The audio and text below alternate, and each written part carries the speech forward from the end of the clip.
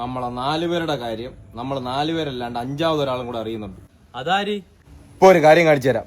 ആശിർ, നമുക്കിന്ന് ബീച്ചിൽ പോയാലാ? ഇപ്പൊ കണ്ടോ, നമ്മളൊന്ന് ബീച്ചിൽ പോയിട്ട് വരാവേ കേട്ടോ. മൈലാഞ്ചി വണ്ണ ഇപ്പൊ അവളെ വിളിച്ചറിയിക്കും നമ്മൾ ബീച്ചിലല്ല വയലിലാണ് എത്തിയത്. കണ്ടോ? ബീച്ചിലല്ല കേട്ടോ വന്നത്, വയലില്ല. പിന്നെ ഇവിടെ 38 മാവുണ്ട്, 48 തെങ്ങുണ്ട്, പിന്നെ 3 പനയുണ്ട് കേട്ടോ. ബാക്കി അപ്ഡേറ്റ് തരാവേ. എല്ലാ അപ്ഡേറ്റ് അവളെ വിളിച്ച് അപ്പ പറഞ്ഞോണ്ടിരിക്കും. പിന്നെ ഇനി നമ്മൾ എങ്ങോട്ടാണ് പോണത്? ഇനി ചിലപ്പം ഒരു മലയിൽ പോകും, ഒരു സൺറൈസ് കാണാൻ പറ്റിയ.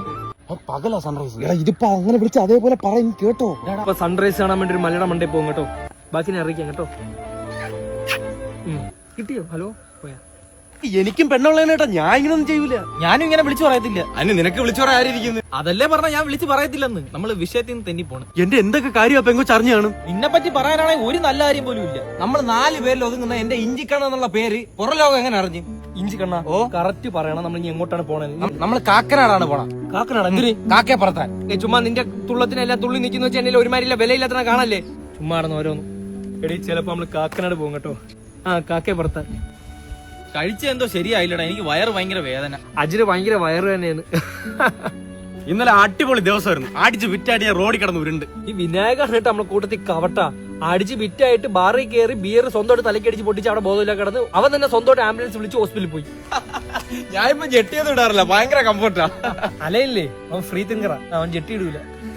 കുഞ്ഞൂസെ, നമ്മുടെ സംഭാഷണം നിലനിർത്താൻ വേണ്ടി ഞാൻ ഒരു കാര്യം നിനക്ക് അയച്ചു കേട്ടോ. ഒരു അടിപൊളി വ്യൂ ഇപ്പൊ അയച്ചരാ, വാട്സാപ്പിൽ കയറി നോക്കണേ.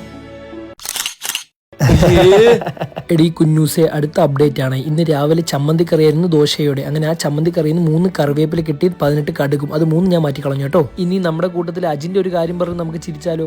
ഞാൻ ഇപ്പൊ കച്ചൻ ചൊറഞ്ഞു വിളിച്ച് അപ്ഡേറ്റ്. ഞാൻ ഇന്നലെ 2 കിലോ വെളുത്തുള്ളി വീട്ടിലേക്ക് വാങ്ങിച്ചു കൊടുത്തു, അതും കൂടെ പറ. അപ്ഡേറ്റ്. ഞാൻ ഇന്നലെ റോഡിലിട്ട് 3 അട്ട ചവിട്ടി കൊന്നു. അപ്ഡേറ്റ് ചെയ്യടാ. ഞാൻ ഇന്നലെ 2 കസവിന്റെ മുണ്ട് മേടിച്ചു. അപ്ഡേറ്റ് ചെയ്യും.